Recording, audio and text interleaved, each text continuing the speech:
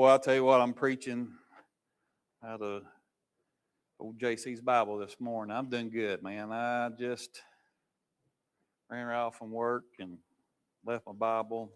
I don't have my sword with me. And so here we go. Now, last week when we were here, we talked about the plan. And basically, Esther was having all the Jewish people, because you remember Haman, he had this idea, this plan, he was going to kill all the Jews. And so Esther, she goes and she tells Mordecai, you have everybody to fast and pray for 3 days, then I'll go see the king. And you remember, she hasn't seen him for at least 30 days. And basically, the ordeal was, we talked a little bit about it, it's kind of remind you that she was putting her life in her own hands here because she could have died. If you went in the presence of the king and the king, if you went uninvited, if you went in the presence of the king uninvited, you could die. And the only thing that would keep you from dying is if she walks in and the king raised up his golden scepter and she comes and she'll be able to touch it, that will allow her to have an audience. But if he doesn't do that, she's dead. Now, you don't know for 30 days. Now, I could stay away from my wife for 30 days. I mean, I'd be miserable. But I don't know what happened, why for 30 days she never did see. I don't know. Unfortunately, he might have been, he had more than one, I guess, wives. So, I mean, I don't know if that was the purpose, but she was a little bit worried she hasn't seen her husband for 30 days. And so that's where we're at here. And so in verse 1, that came about on the 3rd day that Esther put on her royal robe and stood in the inner court of the king's palace in front of the king's room. And the king was sitting on his royal throne in the throne room opposite the exit of to the palace. And when the king saw the queen standing in the court, she obtained favor in his sight. So basically, when she showed up, she was dressed to the top. Now, it's kind of interesting. You remember the reason why she became queen was because probably her attitude, but one of the reasons why was her beauty. So you can about imagine what she's putting on her finest clothes and catching attention, you know. Well, I had something I was going to say, but I'm going to keep it quiet. Now, carry on now, because I want to be able to sleep in my bed tonight instead of on the couch. Now, here we go. And so when she came in, he had favor. And so when the king saw her and he's fighting, and that the king extended to Esther the golden scepter, which was in his hand. So Esther came near and touched the top of the scepter. Then the king said to her, what is troubling you? Now, me and Dave was talking a little bit about this. New American Standard is the only one that uses the word trouble. And if you have a New American Standard, you'll see it's italicized. And it's not really in the original Hebrew. But one thing that the New American Standard, one of these things when you start studying languages and you start studying where the Bible comes from, certain translations will be based on, they put more, let's see, what's the word I want to use? They put more emphasis on verbs. Now, I have to go back and look. I'm not a Hebrew scholar, never will be. But I'm wondering if the nearest verb to this has the concept of trouble. But I've heard a lot of preachers talk about this, and I always thought it's kind of interesting what troubled her. Now, one thing is she had great beauty, but I think also she had a great personality. And maybe when she saw the presence of the king, she was sad. Now, I think that's kind of an interesting thing. As Christians, we should always be happy. I can never figure it. Now, sometimes we have stress, and sometimes we do cry tears because we have lost loved ones. But to a Christian, we should have such hope and such joy that who we are, that we should never really go around looking sorrowful or of great trouble. And maybe that's why a lot of people don't ever notice that. You know, I always make the joke of some people, they go around, they act like they've been baptized in pickle juice, and they just all prune-faced, and they just miserable. And if you stand long enough in front of them, they'll tell you how miserable they are. But I have a feeling because all he saw her appearance, he knew, well, there might have been some urgency too, but he knew that she was troubled. So she asked a question. So maybe as Christians, we probably need to be more happy and joyful as we go along. So therefore, when we're sad, we know there's a reason why, instead of us just being human beings. Then the king said to her, "What troubles you, Queen Esther? And what is your request? Even to half of the kingdom it shall be given to you." Now, we see this over and over. Kings always like to act like they're very gracious on the stuff they have. But I'm assuming if he gave up half the kingdom to her, he'd probably just kill her so he can have it back. I don't know how it be, but that's kind of what we see. You saw in as Dave was talking about John the Baptist. Remember, Herodias? Is that the daughter's name, or that might be the wife's name? She wanted John the Baptist's head on a platter. You remember the king sat there and said, gave his daughter, "I'll give you up to half of my kingdom." That's one of those things they kind of do here. And so he wanted to give her a great joy. Now, and Esther said, "If it pleases the king, may the king and Haman come this day to the banquet that I have prepared for him." Then the king said, "Bring Haman quickly, that he may do as Esther desires." So the king and Haman came to the banquet which Esther had prepared. And as they drank their wine at the banquet, and the king said to Esther, "What is your petition? For it shall be granted to you. And what is your request? Even to half of the kingdom it shall be done." So Esther replied, "My petition and my request is, if I have found favor in your sight, or in the sight of the king, and if it desires the king to grant my petition and do what I request, may the king and Haman come to the banquet, which I will prepare for them. And tomorrow I will do as the king says." Now here she's probably being pretty smart. This was a kind of a strange request, cooking a meal for a king. And best of my knowledge, or at least we can understand in the scripture what we saw, they kind of had their own little, either had their own little palace, the queen did, and here you're asking the king to go out of his palace to eat wherever she is to fix this meal. And the king knew she had a request. And so she said, "Well," she brought Haman in. Now, and then if you'll, for another day, you let him come back and have a meal, and I'll tell you what I want to ask. Now, she's pretty slick, and usually women are. They usually my wife's back there. She knows. They pretty well know what's going on. Now, most people, as we're in great distress, we want to blob out right off the bat exactly what it is. But I think what she wanted to do is kind of try to get a little bit, because Haman might have been a little bit, if she'd have said something with Haman not being there, maybe he might get a little bit of an idea, and he might have been able to plot against what she's wanting to do. But he, as we can see here, because of his pride, he gets caught in the trap also. And we're not going to talk about the finished story until a little bit later on. But he is feeling good. So here they are, they drinking and carrying on and feeling good. Especially Haman. And this is what we need to get at. Haman and his pride. And it's so funny how a man strives. Well, I'll say it now while I'm thinking of it before I forget it. I heard it's Paul Butler, he wrote, and I thought it is true, human glory is a hunger that never gets filled.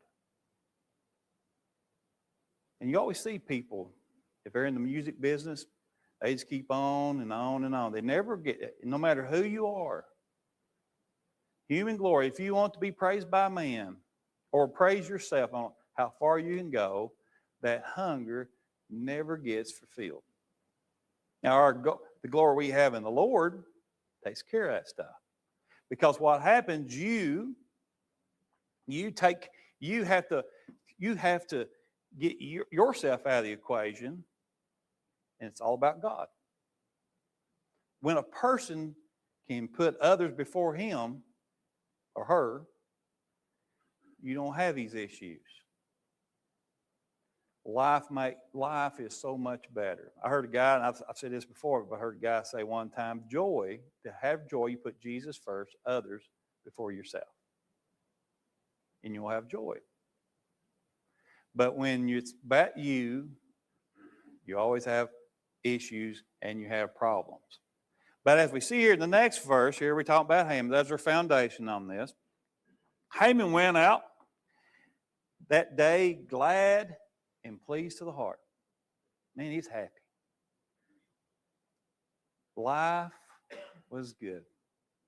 But when Haman saw Mordecai in the king's gate and that he did not stand up or tremble before him, Haman was filled with anger against Mordecai. It's pity. That's what that is. It's very childish. How often? Now this is funny. I had 2 boys. And if you have more than one kid, you understand. You know what? Everything you buy, it's got to be about the same. I'd go buy steaks for them. I had to make sure they was about the same size. You know what happened? If one was just a tad bigger, the other one would get upset. It's kind of like a kid. You know, you have a kid, you have 2 siblings. And boy, I mean, they got the biggest ice cream cone that ever was. And they just, going to town. But they look over at their brothers or their sisters, and theirs is just a little bit bigger. Or maybe just has this real nice chocolate chip right on the top. They can say, they're just simply miserable. They forget about the joy they have because of someone else. And that's just childish. That's just the way it is. And when he was all happy, he was getting on that ice cream cone till he saw Mordecai with his ice cream cone. And it just made him mad. And he couldn't enjoy life. He had everything. I mean, you think about it. We're going to see him talking about it. He's going to be bragging about it here in just a few minutes ago. But he was second in command. He got to be only the presence. The king and him, the only ones got to sit there and eat this wonderful meal. And he got to sit here in this wonderful time, sitting here drinking wine with the king and sitting there with the queen. And everything's going along. But you remember the glory of man. He goes out. And one person went and bowed the knee, and he just flipped out and lost it. That's childish. But unfortunately, we as Christians, we as human beings today, we do the same thing. So he is fuming. So Haman controlled himself. However, he went to his house and sent for his friends and his wife Zeresh. And Haman recounted to them the glories of his riches. See, he had it all. The glory of his riches and the numbers of his son. I mean, that's big when you have sons. You know, if you got a whole army full of them, you're in business, especially in that time.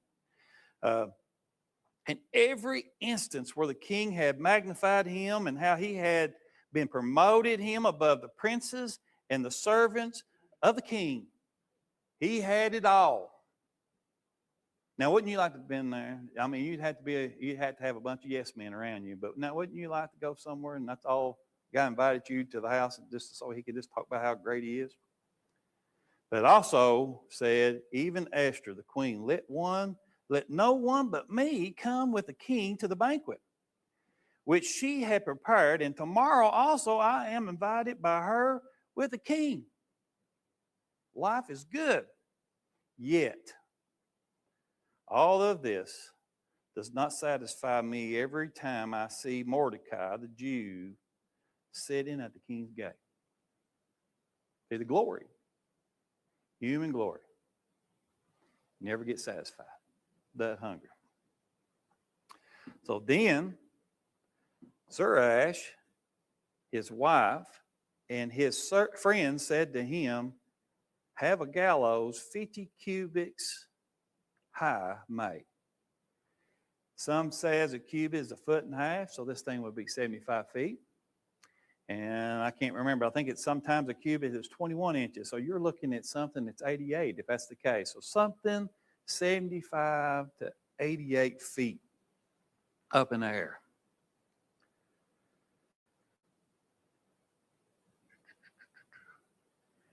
And in the morning, asked the king to have Mordecai hanged on it.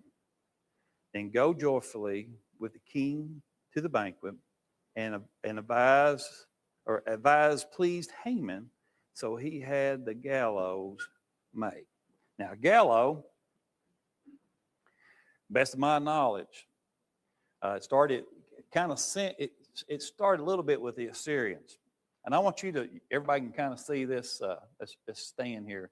And so basically, before the Romans came along and made it a lot better, what they would do, they'd have this big old long pole. And they would take that person, either, I don't know if they'd be dead at the time or that's what would kill them. And they would sit there and they would basically take that person and just sharpen the end and just stab him, and there he'd be, just sitting there. I don't know if he'd be like this or he'd be hanging like this. But the problem was it killed people pretty fast. They didn't get to live long. You know, when you had that done to you, you wouldn't live too long. So then the Romans come along and say, well, we need to let them suffer a little bit. And so everybody knows what the crucifixion is all about.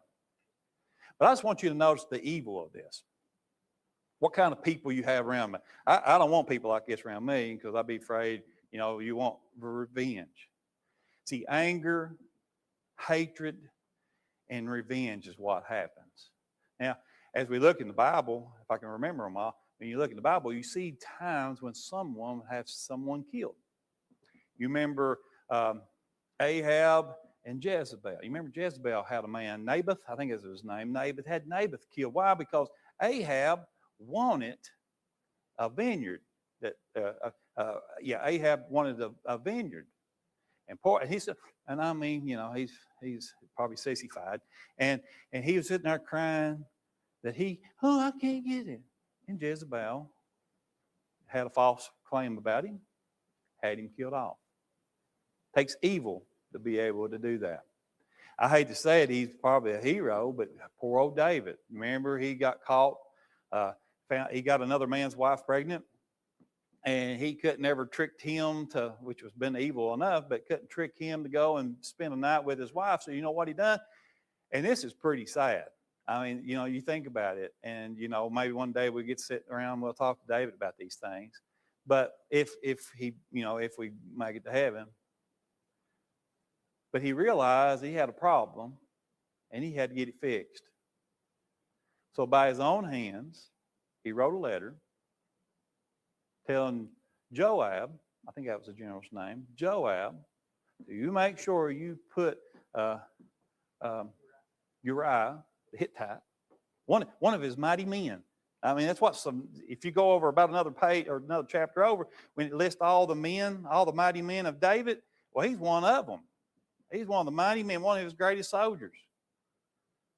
Wrote a letter and say, you put him on the front line, get close enough. Yeah, I know this is mean and I know this is uncalled for because there are going to be unnecessary deaths that happen here. But don't worry, I won't fuss at you. So not only did Uriah die, but unfortunately, other people died because of this. And then, you know, Joab reminded him, now you remember what you asked? Uriah is dead. It seemed like it was none, but I can't think of it at the time, but I need to get to work anyway. But I want you to see how mean and evil it is just to take someone's life. It's useless. Well, these are the kind of friends that Haman had around with him. His wife, my wife would hit me if I talked about something, she'd hit me with a frying pan and said, you're crazy. You know, I always joke around, if every man had a good wife, there would be no axe murderers. Because if the guy was walking out with an axe in his hand, and the wife looked at you and say, well, that's good. You need to go out and chop some firewood. We're kind of getting low anyway. And you say, okay, I'll go out and cut some firewood. So if a man has a good wife, wouldn't have no problem. But here, his wife and his friends came up with this plan. They have Mordecai killed off. Evil, hatred, and revenge. Now, sometimes it pays off. Jezebel, it paid off for her, and David paid off for him because until he found out God was watching, but he thought he had the problem fixed. But unfortunately for Haman, it didn't work out. But it would. But here's the deal: it wouldn't make no difference if he survived this or not. One day, everybody is going to have to stand before God Almighty. And the good thing about it, God is not like a king, because poor old Harassrus, he already got messed up once, got caught up in the ordeal, and already signed a creed he's going to kill all the Jews. And he could have easily, by man, could have gave the wishes to Haman to have Mordecai killed off. But luckily, we all don't have to worry about that, because we will be standing in front of a true and just God. What a blessing that is. We will not be judged by man, but we'll be judged by God. It happens. Now, what about you? Are there any hatred in your heart? You know, I talked about it last week. That's why I want to mention again. The root of bitterness. Well, it's easy to do. You can get so aggravated at people, and you can just carry on. I think about the one parable that I remember. I meant to look it up, but I don't have my Bible. But it's in the Beatitudes, where Jesus said, you know, if you get mad, you gotta let it go. Don't say anything bad. But if you get to the point where you call them a fool, you know, then you're going to have eternal judgment. I'm paraphrasing it awful bad. But the 3 steps. Sometimes we do get mad. Dumb stuff happens. But you don't get to the point you eat at you. Then you can't say nothing good about a person. Do you have anybody in your life you can't say anything good about? I mean, are you like Haman when somebody mentions they're not, it's like dirtbagger. I'll just use him. Hope they don't get to him. But when people say dirtbagger to me, I just get so mad. I want to spit. But you know, that's a little bit jokingly. He's besides my wife, he's probably Linwood. We'll put Dirk down about number 3, I guess. We've been through a lot. But are there anybody in your life that way? See, it just keeps on eating at you. See, Haman, he got mad. Finally, he got to the point he wanted revenge, and he even got to the point he wanted to kill that person. Couldn't say a good thing about him. That's one thing we got to worry about. I get a little nervous sometimes. I don't like Tennessee. I mean, you know, and I have to kind of be careful what I think about that every once in a while. But they deserve it, you know. But that's that point. But in a serious note,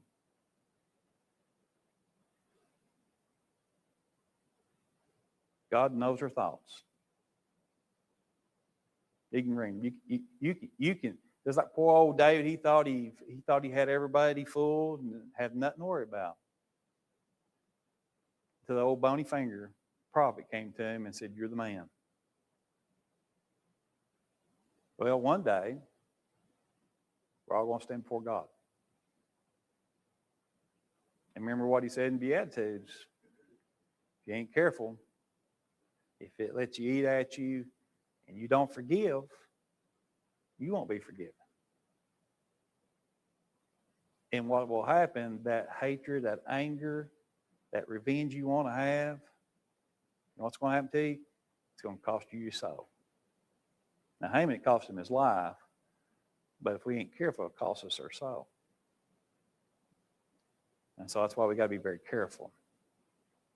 Don't really know exactly everything, reason why Esther's in here, but they are some very interesting characters. And I think those characters are some great warnings on the people we don't need to be. And we want to make sure we ain't like that. And so that's why we got to examine ourselves.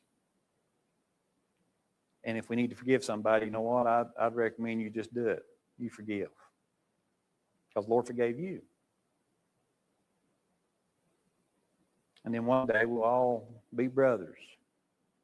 I always joke around, I hope Dirk's on the other side of heaven, you know. But me and Dirk one day, we'll be in heaven one day, but he'll be so far away from me. Maybe I'll just see him he'll be so far I'll see him about every 500 years or something. But we got to be careful, because eternity is that important. The Bible teaches us we must believe, repent, confess, be baptized into Christ for the remission of sins, receive the gift of the Holy Spirit, and then remain faithful until the Lord calls us home. So if there is a need, I pray that you'll come as we stand and sing.